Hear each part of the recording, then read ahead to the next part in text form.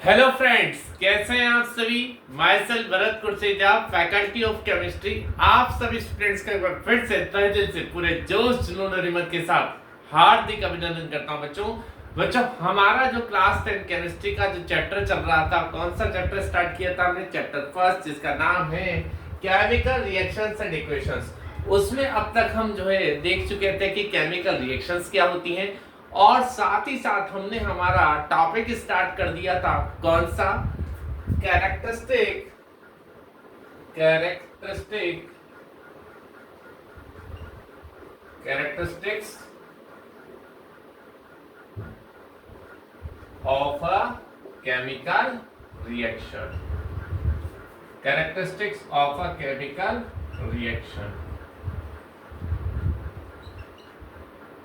तो हमने हमारा ये टॉपिक कर दिया था स्टार्ट, यानी हम पढ़ रहे थे किसके बारे में? जो केमिकल रिएक्शंस होती हैं उसके कैरेक्टरिस्टिक के बारे में। मैंने आपको बताया था कि कैरेक्टरिस्टिक क्या होते हैं। जैसे आप हैं, आपके पास दो हाथ है, मेरे पास भी दो हाथ है, आपके पास दो आंखें हैं, मेरे पास भी दो आंखें हैं, आपके पास भी एक दिमाग है, मेरे पास भी एक दिमाग है, लेकिन आप में कुछ ऐसी क्वालिटी है अलग से। ये तो सिमिलरिटी होगी दोनों में, लेकिन आप में कुछ अलग से क्वालिटी है जिस वजह से आप एज ए स्टूडेंट मुझसे पढ़ रहे हैं, और मुझ में कुछ ऐसी क्वालिटी सी अलग से जिसकी वजह से मैं एज ए टीचर आपको टीच कर रहा हूँ। तो ऐसी जो क्वालिटी जो आप में अलग है और मुझ में अलग है, वही हमारा क्या बन जाती है? कैरेक्टर बन जाती है। तो इसी तरीके से ये हमारे कैरेक्टरिस्टिक हो जाते हैं। इसी तरीके से केमिकल रिएक्शंस जो होती हैं, अगर केमिकल रिएक्शंस के ड्यूरिंग रिएक्टेंट से प्रोडक्ट बनते वक्त, रिएक्टेंट से प्रोडक्ट बनते टाइम, अगर हमें कुछ क्या देखने को मिल रहा है, कुछ स्पेशल वहां पे कैरेक्टर देखने को मिल रहा है या क्वालिटी देखने को मिल रही है, तो वो क्या बन जाएगा? केमिकल रिएक्शन का कैरेक्टरिस्टिक, जिसके बारे में आपको बता चुका था। और हमने इसमें 3 कैरेक्टरिस्टिक कंप्लीट कर लिए थे। पहला मैंने आपको बताया था कौन सा? Evolution of gas. लाइन से ही बता देता हूँ, वो तो पहले बात में कैसे भी कीजिए बातें की, लेकिन जैसे मैंने पढ़ाया था आपको, टीच किया था, वैसे ही मैं जो है वो कंटिन्यूटी में बता रहा हूँ। तो पहला कैरेक्टरिस्टिक हमने देखा था इवोल्यूशन ऑफ गैस, यानी गैस का इवोल्यूशन। हमने देखा था कि कुछ केमिकल रिएक्शंस ऐसी होती हैं जहां पर आपके रिएक्टेंट से प्रोडक्ट बनते टाइम क्या होता है? प्रोडक्ट में गैस का इवोल्यूशन देखने को मिलता है। रिएक्टेंट आपका सॉलिड और लिक्विड फॉर्म में हो सकता है, लेकिन प्रोडक्ट में आपको गैस का फॉर्मेशन होता हुआ मिल रहा है या इवोल्यूशन ऑफ गैस देखने को मिल रहा है, तो ये भी क्या हो जाएगा? एक कैरेक्टरिस्टिक हो जाएगा उसका। दूसरा हमने यहाँ पर कैरेक्टरिस्टिक देखा था सेकंड, कौन सा? चेंज इन कलर, यानी आपने जो रिएक्टेंट लिया है वो किसी और कलर का है, लेकिन केमिकल रिएक्शन होने के बाद जो बनने वाला प्रोडक्ट है वो किसी और कलर का हो जाता है। यानी चेंज इन कलर भी आपको देखने को मिल जाता है केमिकल रिएक्शन होने के बाद रिएक्टेंट से प्रोडक्ट बनते टाइम। ठीक, तो ये भी उसका एक कैरेक्टरिस्टिक हुआ कि नहीं हुआ? कलर में चेंज हो गया ना। और उसके बाद आपने तीसरा पॉइंट देखा था कैरेक्टरिस्टिक का, कौन सा? चेंज इन स्टेट, यानी आपने जो रिएक्टेंट लिया उस रिएक्टेंट से प्रोडक्ट बनते टाइम उसमें केमिकल रिएक्शन तो हुई, यानी उसकी केमिकल कंपोजिशन में तो चेंज हुआ ही हुआ। साथ ही साथ ये भी कई बार देखने को मिलता है कि रिएक्टेंट से प्रोडक्ट बनते टाइम रिएक्टेंट की फिजिकल स्टेट तो कुछ और थी, लेकिन बनने वाले प्रोडक्ट की फिजिकल स्टेट क्या हो जाती है? कुछ और हो जाती है। यानी फिजिकल स्टेट में आपको चेंज देखने को मिलता है कभी कभी केमिकल रिएक्शन में, रिएक्टेंट से प्रोडक्ट बनते टाइम। तो ये भी उसका क्या हो जाता है? कैरेक्टरिस्टिक हो जाता है। तो ये 3 कैरेक्टरिस्टिक हम कर चुके थे कंप्लीट। टोटल 5 कैरेक्टरिस्टिक होते हैं। 4th नंबर के कैरेक्टरिस्टिक को आज हम पढ़ने जा रहे हैं, जिसका नाम है चेंज इन टेम्परेचर। कौन सा? चेंज इन टेम्परेचर, यानी हमें जो केमिकल रिएक्शन है उस केमिकल रिएक्शन के ड्यूरिंग हमें टेम्परेचर में भी चेंज देखने को मिल सकता है। यानी आपका जो रिएक्टेंट है वो तो किसी, उसका जो टेम्परेचर है उससे जब केमिकल रिएक्शन हो रही है उसके अंदर, तो बनने वाला जो प्रोडक्ट है उसका जो टेम्परेचर है, रिएक्टेंट के कंपैरिजन में प्रोडक्ट का टेम्परेचर इंक्रीज भी हो सकता है और डिक्रीज भी हो सकता है केमिकल रिएक्शन के बाद। तो यानी 2 टाइप से आपको चेंज इन टेम्परेचर देखने को मिलता है। तो इस चेंज इन टेम्परेचर को हम 2 टाइप की रिएक्शन से समझ सकते हैं, 2 टाइप की रिएक्शन से इसको अंडरस्टूड कर सकते हैं। यानी दो टाइप की रिएक्शंस कौन सी हो जाएंगी, एक एंडोथर्मिक रिएक्शंस और एक एक्सोथर्मिक रिएक्शंस। एक ऐसी रिएक्शंस जहां पे आपका रिएक्टेंट से प्रोडक्ट बनते टाइम क्या होता है, टेम्परेचर इंक्रीज होता है, और एक ऐसी रिएक्शन जहां पर आपके टेम्परेचर में क्या हो जाता है, डिक्रीज हो जाता है रिएक्टेंट से प्रोडक्ट बनते टाइम। क्यों? क्योंकि एक में एनर्जी का लॉस होता है और एक में एनर्जी का गेन होता है। अब वो कैसे होता है, इस पूरे प्रोसेस को हम देखेंगे दो टाइप की रिएक्शन से। तो वो दो टाइप की रिएक्शन पढ़ेंगे तभी हमें समझ में आएगा कि कहां पर टेम्परेचर इंक्रीज हो रहा है और कहां पर टेम्परेचर डिक्रीज हो रहा है रिएक्टेंट से प्रोडक्ट बनते टाइम। तो यानी चेंज इन टेम्परेचर की बात करें तो इसे हम देखेंगे दो टाइप की रिएक्शन से। तो यानी रिएक्शंस, तो जब तक मैं लिख रहा हूं आप लिख सकते हैं, लेकिन उसके बाद रुक जाना। Reactions are mainly two types according to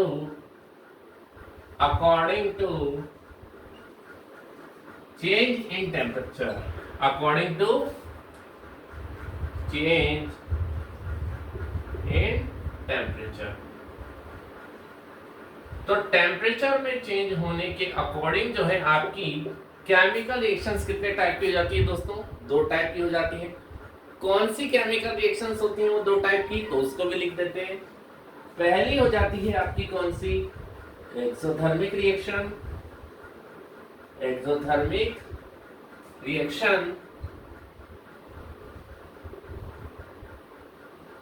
और दूसरी जो हो जाती है दोस्तों वो हो जाती है आपकी एंडोथर्मिक रिएक्शन। कौन सी, एंडोथर्मिक रिएक्शन। चलिए, तो दो टाइप की रिएक्शन आपको देखने को मिलती हैं यहां पर चेंज इन टेम्परेचर होते टाइम, एक तो एक्सोथर्मिक रिएक्शन और एक एंडोथर्मिक रिएक्शन। क्लियर? एक में टेम्परेचर इंक्रीज होता है रिएक्टेंट से प्रोडक्ट बनते टाइम, एक में टेम्परेचर डिक्रीज होता है। कैसे, वो हम डिटेल में देखेंगे, लेकिन पहले आप इसका स्क्रीनशॉट ले लें, फिर एक एक हम जो है वो देखेंगे, एक्सोथर्मिक को भी और एंडोथर्मिक को भी। ले लिया होगा स्क्रीनशॉट, है ना, बाद में लिख लेना छूट गया तो, है ना, क्योंकि आपके पास ही स्क्रीनशॉट किसी के पास भग के थोड़ी जा रहा है क्या। चलिए, तो आगे बढ़ते हैं, और आगे बढ़ेंगे हम, इसके अंदर हम देखेंगे कौन सी रिएक्शन, पहले एक्सोथर्मिक रिएक्शन, उसके बाद हम देखेंगे दोस्तों कौन सी, एंडोथर्मिक रिएक्शन। चलिए, तो क्या होती है एक्सोथर्मिक रिएक्शन, इस बारे में हम बात कर लेते हैं। तो फोर्थ में आपका फर्स्ट पॉइंट चल रहा है, कौन सा, एक्सोथर्मिक रिएक्शन। तो एक्सोथर्मिक रिएक्शन क्या होंगी, चलिए देखते हैं। बढ़े आगे, चलिए। तो एक्सोथर्मिक रिएक्शन, देखिए एक्सोथर्मिक रिएक्शन में क्या होता है, एक्सोथर्मिक रिएक्शन में आपके जो रिएक्टेंट है उससे जब प्रोडक्ट बनेगा तो रिएक्टेंट से प्रोडक्ट बनते टाइम क्या होगा, एनर्जी का लॉस होगा। किसकी फॉर्म में, हीट की फॉर्म में। क्या होगा, एनर्जी का लॉस होगा, या यूं कहें कि एनर्जी रिलीज होगी रिएक्टेंट से प्रोडक्ट बनते टाइम पे। तो पहले मैं लिख देता हूं उसके बारे में, फिर आपको क्लियरली समझा देता हूं। ठीक, लिखने में साथ साथ लिख सकते हैं आप, कोई दिक्कत नहीं है, लेकिन समझाऊं जब जरा। ठीक, तो देखिए, इन any chemical reaction, in any chemical reaction, if new product is formed by the release of energy in the form of heat,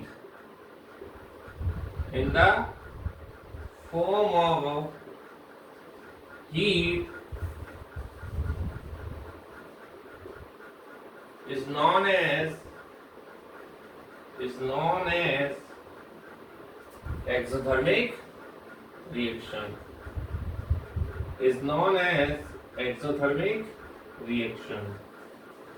चलिए, तो ये होती हैं आपकी एक्सोथर्मिक रिएक्शन। समझा देते हैं, आप रुक जाना, नहीं तो अगर समझाते टाइम लिखा तो पाप लग जाएगा, है ना।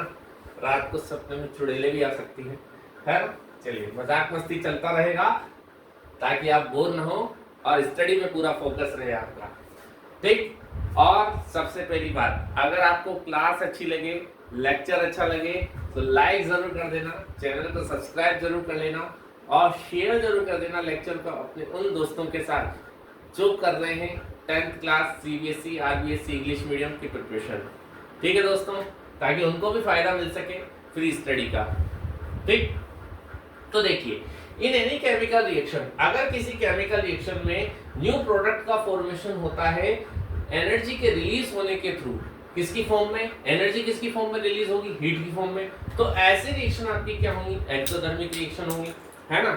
ऐसी रिएक्शन आपकी क्या होंगी दोस्तों, एक्सोथर्मिक रिएक्शन होंगी। जैसे एग्जांपल की मैं बात कर लेता हूं आपसे, एग्जांपल देखिए, जो आपका वाटर होता है वो किससे फॉर्म्ड होता है, H2 गैस और O2 गैस जब आपकी रिएक्ट करती हैं तो यहां पर किसका फॉर्मेशन होता है, वाटर का फॉर्मेशन होता है, ठीक। अब देखिए, सुनिए, समझना इस चीज को, यहां पर हाइड्रोजन गैस है, यहां पर ये ऑक्सीजन गैस है, इससे बनने वाला प्रोडक्ट क्या है, आपका वाटर है जो कैसा है, लिक्विड है। तो यहां पर क्या होगा, एनर्जी का लॉस होगा, या यूं कहें कि एनर्जी रिलीज होगी रिएक्टेंट से प्रोडक्ट बनते टाइम, किसकी फॉर्म में, हीट की फॉर्म में।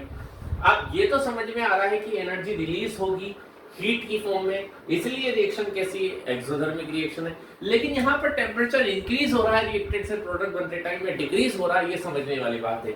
देखिए, मैं आपको एक छोटे से एग्जांपल से समझा देता हूँ। आप जो वाटर होता है या कोई भी सब्सटेंस जो होता है, अगर उसको लिक्विड से किस में कन्वर्ट कर रहे हैं, गैस में कन्वर्ट कर रहे हैं, तो उसके टेम्परेचर को इंक्रीज करेंगे कि नहीं करेंगे, करेंगे कि नहीं करेंगे, करेंगे ना। तो अगर इसी तरीके से गैस से आप उसको किस में कन्वर्ट करना चाह रहे हैं, लिक्विड में करना चाह रहे हैं, तो उसके टेम्परेचर को डिक्रीज करना पड़ेगा कि नहीं करना पड़ेगा, करना पड़ेगा। यानी यूं कहे कि यहाँ पर आपकी गैसियस रिएक्टेंट है, इन गैसियस रिएक्टेंट से आपको लिक्विड प्रोडक्ट ऑब्टेन करना है, तो गैसियस रिएक्टेंट से लिक्विड प्रोडक्ट अगर ऑब्टेन करना है तो टेम्परेचर को डिक्रीज करना पड़ेगा कि नहीं करना पड़ेगा, करना पड़ेगा। और टेम्परेचर को डिक्रीज करना है तो इसमें से एनर्जी का लॉस करना पड़ेगा कि नहीं करना पड़ेगा, हीट की फॉर्म में एनर्जी को लॉस करना पड़ेगा, रिलीज करना पड़ेगा। तो यहाँ पर आपसे रिएक्टेंट का जो टेम्परेचर है वो कैसा होता है, ज्यादा होता है, लेकिन प्रोडक्ट का जो टेम्परेचर है वो कैसा हो जाता है, कम हो जाता है ना, डिक्रीज हो जाता है। तो रिएक्टेंट से प्रोडक्ट बनते टाइम यहाँ पर टेम्परेचर डिक्रीज हो रहा है, क्योंकि ये गैसियस से कौन सी स्टेट में आ रहा है, लिक्विड स्टेट में आ रहा है। तो अब जब ऐसा होगा तो वो तभी हो पाएगा जब एनर्जी क्या होगी, इसमें से रिएक्टेंट में से रिलीज होगी, और वो किस में चली जाएगी, रिलीज होगी एनवायरनमेंट में चली जाएगी, हीट की फॉर्म में। क्लियर। तो यानी एक्सोथर्मिक रिएक्शन में रिएक्टेंट से प्रोडक्ट बनते टाइम क्या होता है, टेम्परेचर डिक्रीज होता है। क्लियर।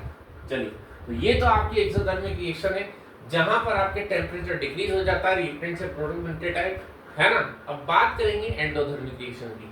चलिए, पहले इसका स्क्रीनशॉट ले लीजिए आप, है ना, नहीं तो बाद में आप कहेंगे सर लिखने का टाइम तो देते नहीं है, स्क्रीनशॉट लेने का टाइम भी नहीं देते हैं, ये कैसी नाइंसाफी है। तो नाइंसाफी आपके साथ कहीं नहीं की जाएगी, है ना। चलिए, तो बढ़े आगे।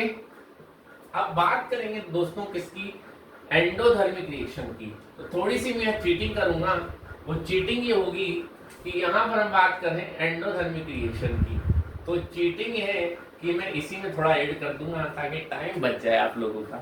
तो दूसरा हम देख रहे हैं एंडोथर्मिक रिएक्शन। अब एंडोथर्मिक रिएक्शन क्या होती है दोस्तों, in any chemical reaction if new product is formed by the, यहाँ पर रिलीज की जगह अब आ जाएगा एब्जॉर्ब, या यूं कहें gain of energy, absorb of energy, यूं कहें gain of energy in the form of heat is known as exothermic reaction, is known as exothermic reaction।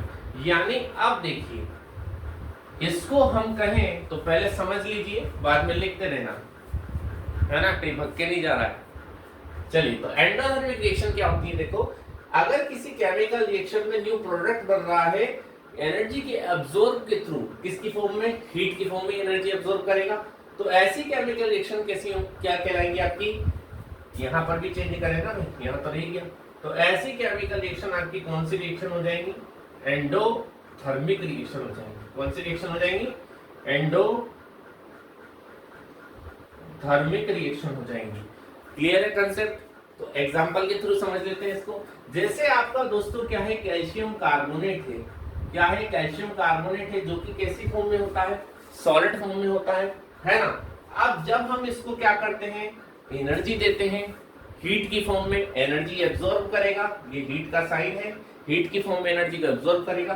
तो यहाँ पर दो टाइप के प्रोडक्ट बनते हैं, कैल्शियम ऑक्साइड और जो कि सॉलिड फॉर्म में होता है, और एक यहाँ पर ऑक्सीजन जो है वो गैसियस फॉर्म में रिलीज हो जाती है।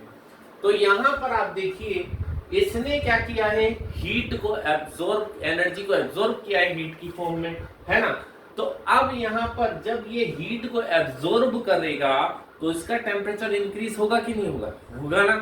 तो इसका टेम्परेचर जब इंक्रीज होगा तो इंक्रीज होने पर जो प्रोडक्ट बनेगा वो इसके कंपेयर में ज्यादा टेम्परेचर वाला बनेगा कि नहीं बनेगा? बनेगा ना। और आप खुद देख लो, सॉलिड से जब हमें गैस में प्रोडक्ट बनाना है, देखिए पूरा का पूरा सॉलिड से गैसियस प्रोडक्ट तो नहीं बन रहा है, इसमें से कुछ सॉलिड ही प्रोडक्ट बन रहा है, लेकिन कुछ अमाउंट में तो यहाँ पर गैसियस प्रोडक्ट बन रहा है कि नहीं बन रहा है? बन रहा है ना। यानी इसका कुछ अमाउंट तो गैस में कन्वर्ट हुआ है ना, हुआ है ना। तो यानी यहाँ पर सॉलिड से अगर ये गैस में कन्वर्ट करना है तो टेम्परेचर को इंक्रीज करना पड़ेगा कि नहीं करना पड़ेगा? तभी होगा।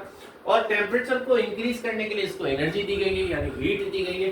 तो ये जब यहाँ पर टेम्परेचर को क्या करेगा, सॉरी एनर्जी को एब्जॉर्ब करेगा हीट की फॉर्म में, तो यहाँ पर इसका टेम्परेचर इंक्रीज हो जाएगा, इंक्रीज होने लगेगा, और बनने वाला जो प्रोडक्ट है वो इसके कंपेयर में ज्यादा टेम्परेचर वाला मिलेगा कि नहीं मिलेगा? यानी ऐसी रिएक्शंस में एनर्जी को जो है वो एब्जॉर्ब होता है रिएक्टेंट के थ्रू, और बनने वाला जो प्रोडक्ट है उसका टेम्परेचर ज्यादा हो जाता है रिएक्टेंट के कंपैरिजन में। तो रिएक्टेंट से प्रोडक्ट बनते टाइम यहाँ पर टेम्परेचर इंक्रीज हो रहा है कि डिक्रीज हो रहा है? इंक्रीज हो रहा है ना, इंक्रीज हो रहा है पक्का। तो ये वाली बात है, यानी एंडोथर्मिक रिएक्शंस में आपका रिएक्टेंट से प्रोडक्ट बनते टाइम टेम्परेचर इंक्रीज हो जाता है, प्रोडक्ट का टेम्परेचर रिएक्टेंट के कंपैरिजन में ज्यादा होता है। और एक्सोथर्मिक जो रिएक्शंस थी वहां पर आपका टेम्परेचर जो है वो रिएक्टेंट से प्रोडक्ट बनते टाइम कैसा हो जाता है? डिक्रीज हो जाता है। यानी वहां पर आपके रिएक्टेंट से प्रोडक्ट बनते टाइम जो प्रोडक्ट का टेम्परेचर वो रिएक्टेंट के कंपैरिजन में कैसा होता है? कम हो जाता है। क्लियर? तो ये हमने देख लिया दो टाइप की केमिकल रिएक्शंस। उसमें हमने ये भी देख लिया कि टेम्परेचर हमारा कहाँ पर इंक्रीज हुआ है रिएक्टेंट से प्रोडक्ट बनते टाइम और कहाँ पर डिक्रीज हुआ है। कोई दिक्कत नहीं? चलिए इसका ले लीजिए स्क्रीनशॉट, है ना। इसमें एक और एग्जांपल वैसे मैं बता देता हूँ आपको, एक पोटेशियम क्लोरेट वाला एग्जांपल है, KClO3 वाला एग्जांपल है ना, जिसको आप क्या कहते हैं, ये तो पहला एग्जांपल हो गया, ये आपका दूसरा एग्जांपल हो गया। पोटेशियम क्लोरेट कहा जाता है इसको, पोटेशियम क्लोरेट कहा जाता है इसको। ये पोटेशियम क्लोरेट जो है जब हम इसको क्या देते हैं, हीट देते हैं, तो ये हमारा पोटेशियम क्लोराइड और किसमें, ऑक्सीजन गैस में डिसोसिएट हो जाता है। तो यहाँ पर जो पोटेशियम क्लोरेट है ना, ये पोटेशियम क्लोरेट, इसको मैं बैलेंस भी कर देता हूँ, ये बैलेंस नहीं है अभी, ये बैलेंस कर दिया मैंने, 2KCl 2 3 जा 6 ऑक्सीजन, यहाँ पे 3 2 जा 6 ऑक्सीजन। हालांकि बैलेंस करना अभी तक हमने नहीं पढ़ा है, बैलेंस करना हम सीखेंगे केमिकल इक्वेशंस को, है ना। लेकिन ऐसे ही अभी बैलेंस केमिकल इक्वेशन मैंने लिख दी केमिकल रिएक्शन की। तो ये यहाँ पर आपके रिएक्टेंट से जब प्रोडक्ट बन रहा है तो ये एनर्जी को एब्जॉर्ब कर रहा है, एनर्जी को गेन कर रहा है, और बनने वाले प्रोडक्ट में किसका फॉर्मेशन हो रहा है, गैस का फॉर्मेशन हो रहा है। तो सॉलिड से गैस का फॉर्मेशन हो रहा है, तो यानी टेम्परेचर इंक्रीज हो रहा होगा, तभी हो रहा होगा। तो ये भी इसका एक एग्जांपल हो जाएगा। कोई दिक्कत? चलिए ले लीजिए स्क्रीनशॉट, फिर बढ़ते हैं आगे। ले लिया? चलिए फिर आगे बढ़ते हैं। तो ये हमने फोर्थ कैरेक्टर देख लिया, जिसके अंदर हमने देखा कि चेंज होता है टेम्परेचर के अंदर रिएक्टेंट से प्रोडक्ट बनते टाइम, जहां पर आपके जो है रिएक्टेंट से प्रोडक्ट बनते टाइम टेम्परेचर में इंक्रीज भी हो सकता है और डिक्रीज भी हो सकता है। इंक्रीज कहाँ हो रहा है, डिक्रीज कहाँ हो रहा है, दोनों बातें हमने दो टाइप की रिएक्शन से देख ली है। अब फिफ्थ एंड लास्ट कैरेक्टर आपका हो जाता है कौन सा दोस्तों? फिफ्थ और लास्ट कैरेक्टर जो होता है वो होता है फॉर्मेशन ऑफ प्रेसिपिटेट। कौन सा? Formation of precipitate.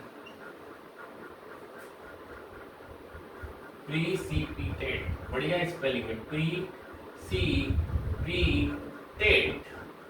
चलिए, मजा आता है इस स्पेलिंग को लिखने में। क्या मजा आता है सर स्पेलिंग को लिखने में? आता है, अपनी अपनी खूबी है ना। चलिए, तो फॉर्मेशन ऑफ प्रिसिपिटेट की बात कर रहे हैं दोस्तों। तो यहां पर पहले तो ये समझने वाली बात है कि प्रिसिपिटेट क्या होता है। भाई, फॉर्मेशन ऑफ प्रिसिपिटेट कैरेक्टरिस्टिक तो है केमिकल रिएक्शन का, लेकिन प्रिसिपिटेट क्या होता है वही समझ में नहीं आ रहा है। तो ये समझ ले पहले आप कि प्रिसिपिटेट क्या होता है। देखिए, फॉर्मेशन ऑफ प्रिसिपिटेट की बात करें तो प्रिसिपिटेट सबसे पहले क्या होता है इसको समझें आप। क्या होता है कि जब हम दो एक्वस सॉल्यूशन को, एग्जांपल के थ्रू समझ लेना, हम जब दो एक्वस सॉल्यूशन को मिक्स करते हैं, जैसे आपका एक्वस सॉल्यूशन हो जाता है किसका, KNO3 पोटेशियम नाइट्रेट का एक्वस सॉल्यूशन, और किसका यहां पर आपके Ag, नहीं इसमें थोड़ा सा चेंज करना पड़ेगा, एक आपके कौन सा AgNO3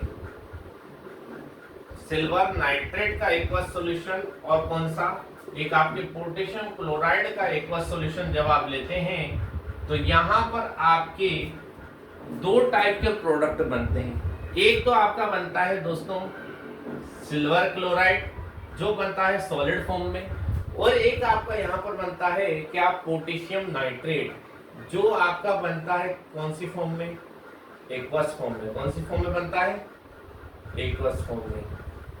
तो यहाँ पर आप देखो, आपने तो एक्वस सॉल्यूशन लिए थे किसके, सिल्वर नाइट्रेट और पोटेशियम क्लोराइड के। तो यहाँ पर आपके दो टाइप के प्रोडक्ट बन रहे हैं, जिसमें से तो एक आपका एक्वस फॉर्म में बन रहा है पोटेशियम नाइट्रेट, लेकिन एक आपका प्रोडक्ट जो बन रहा है वो एक्वस फॉर्म में न बनकर किसकी फॉर्म में बन रहा है, सॉलिड फॉर्म में बन रहा है। तो ये जो आपका सॉलिड फॉर्म में बन रहा है ये आपका क्या कहलाता है, प्रिसिपिटेट कहलाता है। क्या कहलाता है, प्रिसिपिटेट। तो ये आपका कहलाता है प्रिसिपिटेट।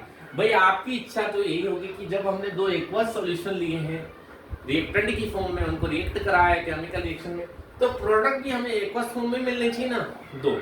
लेकिन उसमें से एक तो आपको एक्वस फॉर्म में मिल गया, लेकिन एक आपको कौन सी फॉर्म में मिला है दोस्तों, प्रिसिपिटेट की फॉर्म में मिला है। तो ये कुछ अलग बात, मतलब यहाँ पर सॉलिड फॉर्म में मिला है, और ये सॉलिड ही फॉर्म में मिलना ही क्या कहलाता है, मतलब ये जो सॉलिड प्रोडक्ट बना है ये क्या कहलाता है, प्रिसिपिटेट कहलाता है। तो यहाँ पर कुछ अलग बात मिली ना कि भाई मिलना एक्वस चाहिए था, लेकिन मिला कैसा, सॉलिड। तो फिर कुछ अलग देखने को मिला है यहाँ पर, तो इसलिए कुछ अलग देखने को मिला, इसलिए इसका कैरेक्टरिस्टिक हो जाता है केमिकल रिएक्शन का। और ये जो बना है ये क्या होता है, प्रिसिपिटेट होता है। तो प्रिसिपिटेट क्या होता है वो भी आपको समझ में आ गया होगा, और प्रिसिपिटेट का बनना कैरेक्टरिस्टिक क्या हो जाए केमिकल रिएक्शन का वो भी समझ में आ गया होगा। तो कोई दिक्कत नहीं है। चलिए, अब इसको हम लिख लेते हैं, है ना। तो लिखना तो क्या है, यहाँ पर देखिए, इसको मैं ऐसे ही समझा देता हूं आप लोगों को कि जब आप यहाँ पर क्या करते हैं, दो एक्वस सॉल्यूशन लेते हैं, तो एक्वस सॉल्यूशन आपने कौन से लिए, एक तो आपने सिल्वर नाइट्रेट का एक्वस सॉल्यूशन लिया है, एक आपने पोटेशियम क्लोराइड का एक्वस सॉल्यूशन लिया है, और उसको केमिकल रिएक्शन में क्या कराया है, रिएक्ट करवाया है। तो एक तो आपका क्या बना है, सिल्वर क्लोराइड बना है, किस फॉर्म में, सॉलिड फॉर्म में, और एक आपका पोटेशियम नाइट्रेट बना है कौन से फॉर्म में, एक्वस फॉर्म में। तो जब दो एक्वस सॉल्यूशन को लिया जाता है केमिकल रिएक्शन में रिएक्ट कराया जाता है, तो वहां पर आपके एक तो क्या बन जाए, एक्वस सॉल्यूशन बन जाए, और एक आपके क्या बन जाए, सॉलिड यहाँ पर क्या बन जाए, प्रोडक्ट बन जाए। तो जो सॉलिड प्रोडक्ट बना है वही क्या कहलाता है, प्रिसिपिटेट कहलाता है। और प्रिसिपिटेट का बनना ही क्या कहलाता है, मतलब प्रिसिपिटेट का बनना ही यहाँ पर क्या हो जाता है, एक कैरेक्टरिस्टिक हो जाता है केमिकल रिएक्शन। तो इसको आप ऐसे स्क्रीनशॉट ले लें, और तो कैसे में ज्यादा क्या लिखाएंगे, है ना, ज्यादा आपका टाइम भी खराब नहीं करेंगे, ले लें। और यहाँ पर ये जो एग्जांपल की फॉर्म में मैंने जो रिएक्शन लिखी है, इसमें ये जो AgCl सॉलिड जो आपका बनता है, इसका कलर कैसा होता है, व्हाइट कलर होता है। कैसा कलर होता है, व्हाइट कलर। इसको भी देख लेना हो तो कोई दिक्कत, लिख लीजिए इसको, फॉर्मेशन ऑफ प्रिसिपिटेट का स्क्रीनशॉट ले लीजिए, बाद में लिखते रहना। चलिए, तो ये आपके 5 कैरेक्टरिस्टिक हो गए, जिसमें हमने लास्ट के जो 2 कैरेक्टरिस्टिक है उनको देख लिया है ना, चेंज इन टेम्परेचर और फॉर्मेशन ऑफ प्रिसिपिटेट। अब ये बात हमेशा ध्यान रखना, मैंने शायद पहले भी बताई थी आपको पिछले लेक्चर में, कि जो केमिकल रिएक्शन होती हैं उसमें ये 5 के 5 कैरेक्टरिस्टिक भी देखने को मिल सकते हैं किसी केमिकल रिएक्शन में। किसी में 2 मिलेंगे, किसी में 3 मिलेंगे, किसी में 1 मिलेगा, किसी में 4 मिलेगा। कोई जरूरी नहीं कि 5 के 5 मिल ही जाए कैरेक्टरिस्टिक देखने को। क्लियर? तो ये वाली बात है। तो यहाँ हमने केमिकल रिएक्शन के कैरेक्टरिस्टिक को अच्छे से स्टडी कर लिया है। नेक्स्ट लेक्चर में मिलेंगे जिसमें हम बात करेंगे केमिकल इक्वेशन की, कि केमिकल इक्वेशन क्या होती है, बैलेंस्ड केमिकल इक्वेशन क्या होती है, और आगे और भी बातें करेंगे, सब आज बता देंगे तो कैसे काम चलेगा। लेकिन आपको अगली बातों को जानने के लिए एक काम जरूर करना है, चैनल को सब्सक्राइब करना है, वीडियो को लाइक करना है, लेक्चर को लाइक करना है और शेयर जरूर कर देना है अपने उन दोस्तों के साथ जो कर रहे हैं 10th class RBSC CBSE English medium की प्रिपरेशन, ताकि उनको भी फ्री स्टडी का, फ्री ऑफ कॉस्ट स्टडी का फायदा मिल सके घर बैठे बैठे। तो मिलते हैं नेक्स्ट लेक्चर में, तब तक के लिए आप बच्चों का तहे दिल से धन्यवाद। जय श्री कृष्ण।